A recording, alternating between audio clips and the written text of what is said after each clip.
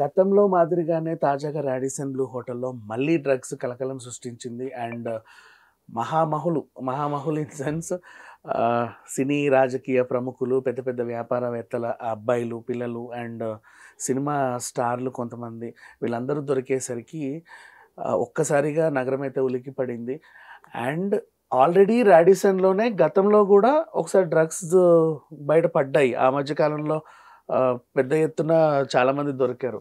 అయినా సరే మళ్ళీ వీళ్ళకి లైసెన్స్ ఎలా ఇచ్చారు, మళ్ళీ సెకండ్ టైం ఎలా దొరికారు, ఈ విషయాలన్నీ మాట్లాడుకుందాం. మనతో పాటు రాహుల్ అయ్యర్ గారు ఉన్నారు. నమస్తే అండి. నమస్కారం అండి. గతంలో కూడా రాడిసన్ బ్లూలోనే ఉగాది పచ్చడి తినడానికి వెళ్ళారు చాలామంది. బజ్జీలు, ఉగాది పచ్చళ్ళు ఇలాంటివన్నీ తినడానికి వెళ్ళారు ప్రముఖులు. సరే ఏదో రకంగా దొరికిపోయారు. అప్పుడు లైసెన్స్ రద్దు చేసింది, మళ్ళీ ఎలా ఇచ్చింది లైసెన్స్? అండ్ మళ్ళీ డ్రగ్స్ అందులోనే దొరకడం ఏంటి? నాకు ఇదంతా బేసికల్గా ఏంటంటే లైసెన్స్ రద్దు చేయడము, లైసెన్స్ మళ్ళీ పొందడము. డ్రగ్స్ పార్టీ చేసుకోవడానికి లైసెన్స్ కాదు అది. ఆ హోటల్లో పార్టీస్ జరుపుకోకూడదు అనే దానికి లైసెన్స్ ఉంటుంది. అంటే ఇల్లీగల్ యాక్టివిటీస్ లాంటివి. ఇప్పుడు for example you can celebrate a children's birthday or marriage day functions or ఏదైనా బర్త్డే ఫంక్షన్స్ అలాంటివి చేసుకోవచ్చు. రాడిసన్ బ్లూ ఏదైతే ఇప్పుడు హోటల్ పేరు అనేది చెప్తున్నారో, రాడిసన్ బ్లూ ఇప్పుడు మనకు 2 ప్లేసెస్లో ఉంది. హైదరాబాద్లో ఒకటి గచ్చిబౌలి, ఒకటి Banjara Hills. So pub culture ఎప్పుడైతే హైదరాబాద్ కలవడం స్టార్ట్ అయిందో అది రాడిసన్ బ్లూ నుంచే స్టార్ట్ అయింది. పబ్ కల్చర్ అనేది బేసికల్గా స్టార్ట్ చేసుకుంటే. సో ఎప్పుడైతే అంటే the people who are very private and celebrated the parties అలాంటివి రాడిసన్ బ్లూ అలాంటి 5 స్టార్ 7 స్టార్ హోటల్స్లో జరుపుకోవడం అనేది స్టార్ట్ అయిందనమాట. తర్వాత బయట మనకు చాలా ప్లేసెస్ వచ్చాయనుకోండి. ఇప్పుడు ఒక్క హోటల్లోనే ఇలా what ever the illegal activities happening అనేది మనం పరిగణలోకి తీసుకోకూడదు. ఎందుకంటే ఇప్పుడు అక్కడ బయటపడింది కాబట్టి అదే హోటల్ పేరు బయటకు తీసుకొస్తున్నాం. అది హోటల్ యాజమాన్యానికి కూడా తెలియదు కదా సింపుల్గా. బికాజ్ హోటల్లో నేను వెళ్ళాను, నాకు రూమ్ తీసుకుంటాను. ఆ రూమ్లో ఏం చేస్తాననేది రూమ్లో సీసీ కెమెరాలు పెట్టేది చూడరు కదా. You can carry in your bags or something else. But the only reason the hotel management should see is, కొన్ని హోటల్స్లో ఏంటంటే ఇప్పుడు ఫర్ ఎగ్జాంపుల్ ఢిల్లీకి వెళ్ళినా, బాంబేకి వెళ్ళినా, ఎక్కడైనా పెద్ద పెద్ద 5 స్టార్ 7 స్టార్ హోటల్స్ మన లగేజ్ని స్కాన్ చేస్తారు. ఫస్ట్ మీ లగేజ్ని స్కానింగ్లో పెట్టి స్కానింగ్లో చూస్తారు అవి ఏంటి అనేది. చూసాకనే లోపలికి పంపిస్తారు. Because there are the places where most the illegal operations happens. So వాళ్ళ హోటల్కి చెడ్డ పేరు రాకూడదు కదా. అది ఇక్కడ ఎందుకు లేదు అనేది నా ఫస్ట్ క్వశ్చన్. అండ్ నెక్స్ట్ ఇంకొకటి, అదే పెద్ద పెద్ద హోటల్ 5 స్టార్ హోటల్స్ ఎవరైనా కలవడానికి 2 ఆక్యుపెన్సీ లేదా 3 ఆక్యుపెన్సీ ఎవరైనా కలవడానికి వస్తే కిందికి వచ్చి కలవాలి. వీళ్ళు వచ్చిన వాళ్ళు వచ్చినట్టు పైకి పంపించేస్తే మొత్తం అంతమంది. That is what I'm telling. ఇప్పుడు మీరు ఇందాక లైసెన్స్ గురించి అన్నారు కాబట్టి, లైసెన్స్ అనేది పార్టీస్ జరుపుకోవడానికి ఇన్నేళ్ళు చేయకూడదు అనే విధించి ఉంటారు బేసికల్గా. సో దాన్ని వీళ్ళు వెళ్ళి స్టే తెచ్చుకొని కోర్టులో ఏదైనా ఫైల్ చేసుకొని, బికాస్ వాళ్ళ ఇన్కమ్ పోకూడదు కదా. ఎవరో చేసిన తప్పుకి they cannot stop there income on the spot. So అందుకని వాళ్ళు తెచ్చుకొని ఉండొచ్చు. సెకండ్ థింగ్, ఇప్పుడు రేవంత్ రెడ్డి గారి గవర్నమెంట్, కాంగ్రెస్ గవర్నమెంట్ వచ్చాక ఫస్ట్ ఆయన తీసుకునే నిర్ణయం నార్కోటిక్స్. ఎవరైతే ఇలాంటి ఇల్లీగల్ యాక్టివిటీస్కి పాల్పడి ఇలాంటి వాళ్ళు ఎవరినైతే ఇన్ఫ్లుయెన్స్ చేస్తున్నారు, because most of the people are students. The people who are more than 35 or 40 or something, they don't involve in to these activities. ఎక్కువ అంటే మచ్ మోర్ ఎక్కువ ఇన్వాల్వ్ అవ్వరు.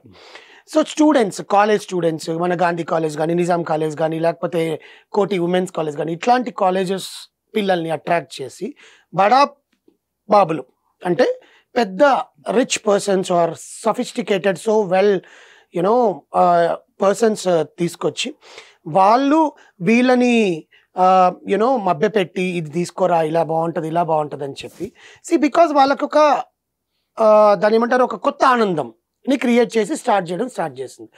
ఇప్పుడు దానికి అలవాటు పడిపోయిన వాళ్ళు ఎక్కడ చేసుకోవాలి? ఇప్పుడు గవర్నమెంట్ స్ట్రిక్ట్ అయింది. రీసెంట్గా ఒక 2-3 days ముందు కూడా ఒక సోషల్ యూట్యూబ్ ఇన్ఫ్లుయెన్సర్ కూడా ఇలాంటి దాంట్లో పట్టుబడ్డం జరిగింది. అది ఇంకా కేసు నడుస్తుంది. వాట్ ఎవర్ హ్యాపెండ్ కదండి. At least he only accepted that person. ఇలాగా ఇక్కడ కూడా వాళ్ళు ఒక పార్టీ చేసుకోవడానికి ఆ రూమ్కి వెళ్ళారా, లేదా ప్లాన్డ్గా అక్కడికి వెళ్ళాక ఒక ప్రీ ప్లాన్డ్ కాకుండా అక్కడికి వెళ్ళాక ఒకసారి చేసుకున్నారనే కోణంలో ఆలోచిస్తే, ఒక 5 స్టార్ హోటల్లో లోకల్ పీపుల్ అంటే హీస్ హైదరాబాదీ, వాడికి ఇక్కడ ఇల్లు ఉంది, ఇంట్లో వాకిలు ఉంది, ఇంట్లో అమ్మ నాన్న ఉన్నారు, అందరు ఇక్కడే ఉన్నారు. వాడితో వచ్చిన వాళ్ళకి కూడా అందరు ఇక్కడే ఉన్నారు. ఆడవాళ్ళైనా మగవాళ్ళైనా, females or males whatever. హోటల్కి వెళ్ళి రూమ్ తీసుకోవాల్సిన అవసరం లేదు. ఫస్ట్ థింగ్ తీసుకున్నాడంటే ఇట్స్ ఎ ప్రీ ప్లాన్డ్. అక్కడికి వెళ్ళి మనం ఇది చేద్దాము, చేసేసి పొద్దున్నే చెక్అవుట్ చేసి వచ్చేద్దాము అనుకొని వెళ్ళారు బేసికల్లీ. సరే వెళ్ళారు. హోటల్కి వెళ్ళిన వాళ్ళలో ఫస్ట్ వెళ్ళింది ఎవరు? సో కాల్డ్ ఒక పొలిటికల్ లీడర్ కొడుకు. Okay, I cannot reveal the names because you know it is ఇప్పుడు అందరూ మీడియాల్లో వార్తలలో వాళ్ళ పేర్లు అన్ని బయట పెట్టేస్తున్నారు. కానీ we're against the rule because I mean we don't want to వాళ్ళు నిర్ధారించాను. ఇప్పుడు ప్రతి ఒక్క ఇప్పుడు ఎంత లీడర్ పార్టీలో ఉన్నా కూడా తన కొడుకు ఇలా చేశాడంటే ఏ తండ్రి ఒప్పుకోడండి, ఏ తల్లికి కూడా ఒప్పుకోదు.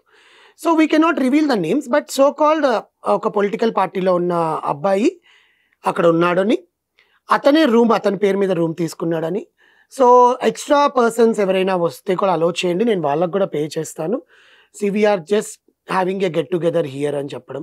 దట్ టు వాళ్ళ ఫాదర్ నేమ్ ఉపయోగించి లోపలికి వెళ్ళాడనే వార్తలు కూడా వస్తున్నాయి. ఎంతవరకు నిజమో మనకు తెలియదు. కానీ బట్ ఒక పొలిటికల్ లీడర్ కొడుకు అంటే గుర్తే ఉంటుంది కదా, పలానా వాళ్ళు ఎవరంటే అందరికి తెలిసే ఉంటుంది. That too it's a big 5-star hotel కాబట్టి.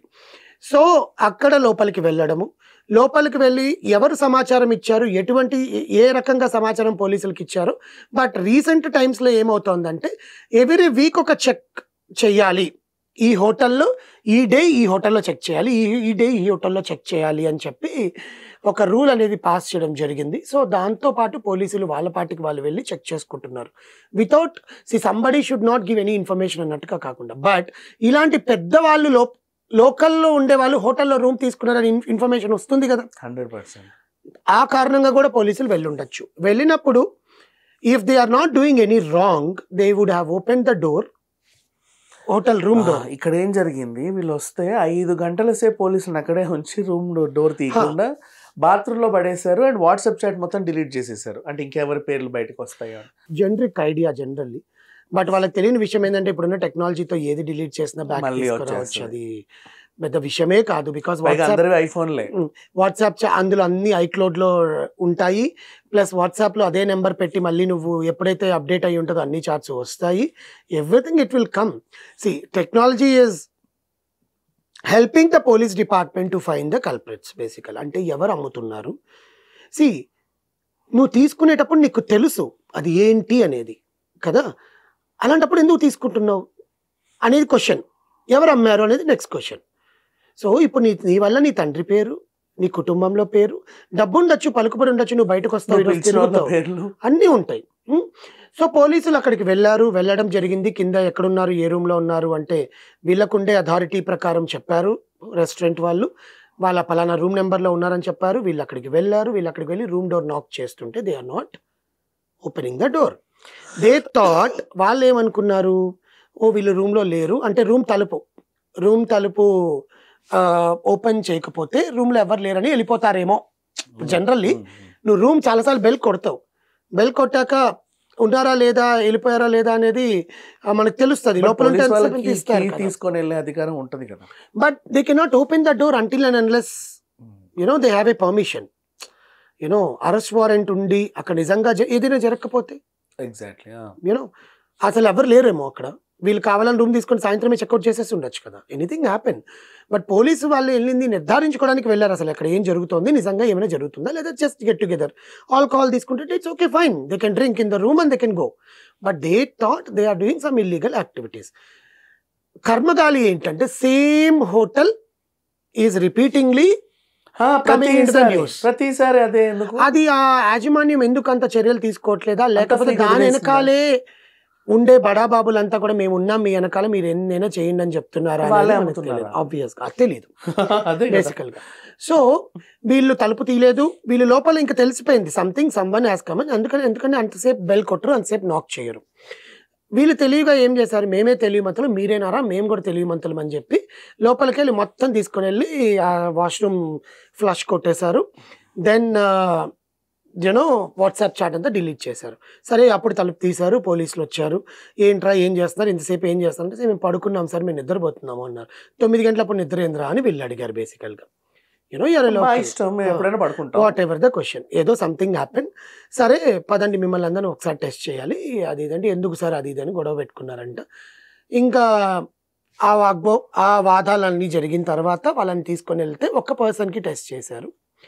ఆ పర్సన్తో పాటు మిగతా వాళ్ళందరికీ బ్లడ్ టెస్ట్ చేశారు. బట్ మనకు మీడియాలో కానీ లేకపోతే న్యూస్లో కానీ బయట చక్కర్లు కొడుతున్న వార్త ఏంటంటే పలానా పొలిటికల్ లీడర్ కొడుకుకి పాజిటివ్ అని తెలిసింది, సో దట్ దాంట్లో ఉండే వాళ్ళందరూ ఇది అని చెప్పి. సో ఇక్కడ మీరు చెప్పిన ప్రకారము ఆ ఇల్లీగల్ యాక్టివిటీస్ని ఎంకరేజ్ చేసుకుంటూ ఆర్ఎల్స్ దాన్ని తీసుకోవడం వల్ల వీళ్ళు ఎంత నష్టపోతారనేది తెలియట్లేదు. నవేడేస్ ఒక్కసారి మీరు ఇల్లీగల్గా అలాంటివి నార్కోటిక్స్కి సంబంధించినటివి ఏమైనా తీసుకుంటే it will be PD act అని 1 year పాటు మీరు జైల్లో ఉంటారు ప్రూవ్ అయితే.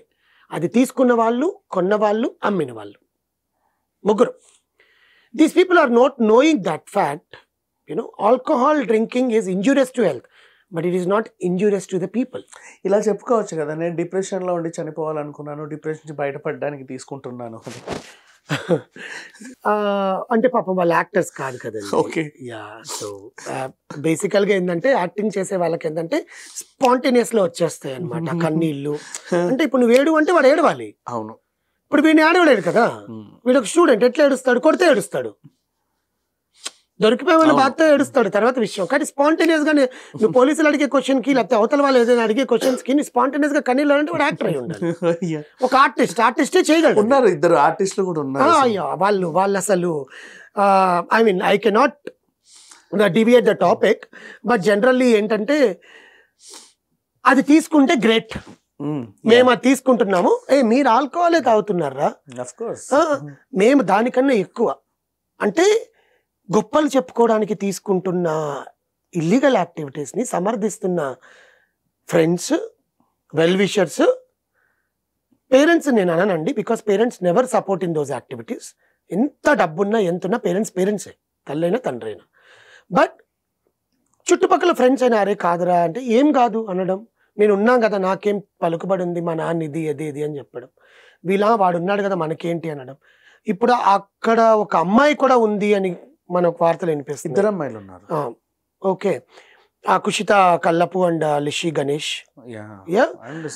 ఆ బజ్జీల అమ్మాయి అండ్ లిషి గణేష్ ఇద్దరు. వాళ్ళ పేరెంట్స్ ఏమనుకుంటారు ఆడపిల్లలు ఇట్లా ఒకవేళ నిజంగా బ్లడ్ టెస్ట్ చేసి దొరికితే దే విల్ హ్యావ్ కెరియర్. అంటే కెరియర్లో మీరు ఒక 2 సినిమాలు చేసేసి ఒక 50 మంది ప్రెస్ రిపోర్టర్ల మీద మీరు మాట్లాడితే మీరు గ్రేటా? అంతే అనుకుంటున్నారు ఇవాళ రేపు జనాలు. మీకు ఒక సెలబ్రిటీ స్టేటస్ వచ్చి ఇన్స్టాగ్రామ్లో, ట్విట్టర్లో ఆర్ఎల్స్ ఫేస్బుక్లో మీకు బ్లూటిక్ వస్తే మీరు గ్రేటా? For what?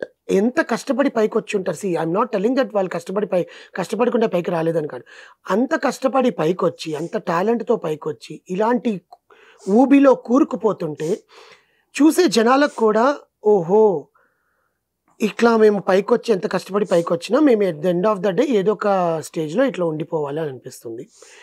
సో మనం ఇంకా చూస్తాం, ఎందుకంటే మూవీ ప్రొడ్యూసర్ పార్ట్నర్ కేదార్నాథ్, ఈయనే అవి తెచ్చి వీళ్ళకి ఇచ్చాడు. అండ్ తరచుగా ఇలాంటి పార్టీస్ ఆర్గనైజ్ చేస్తాడు. నెక్స్ట్ ఇతనికి ప్రైవేట్ చార్టెడ్ ఫ్లైట్ కూడా ఉంది. చాలా మందిని అందులో తీసుకెళ్ళి ఎక్కడెక్కడికో తీసుకెళ్ళి ఇలాంటివన్నీ చక్కదిద్ది మళ్ళీ తీసుకొస్తాడు అని చెప్పి కూడా వార్తలు రాశారు. ఆయన బన్నీ బిజినెస్ పార్ట్నర్ పేరు. బఫెలో వింగ్స్ పబ్, 800 ఇట్లా 2-3 ఉన్నాయి పబ్స్, దానికి ఆ ఓనర్ అనమాట. సో వీళ్ళు కూడా తరచుగా పార్టీలు చేస్తున్నారు, వీళ్ళు ఆర్గనైజ్ చేస్తున్నారు అని వార్త బయటకు వచ్చింది. దీన్ని ఎలా చూడాలి? అదే ఏది మనకు వార్త అంటే ఇప్పుడు పోలీస్ యాజమాన్యం కానీ లేకపోతే ఇంకెవరైనా కూడా కరాఖండిగా వీణనే ఈ పర్సనే ఇన్వాల్వ్ అయ్యి ఉన్నారు అంటే నేను ఆ పర్సన్ నేమ్ బయట చెప్పగలను. Because as a producer I know how to talk with my co-fellow.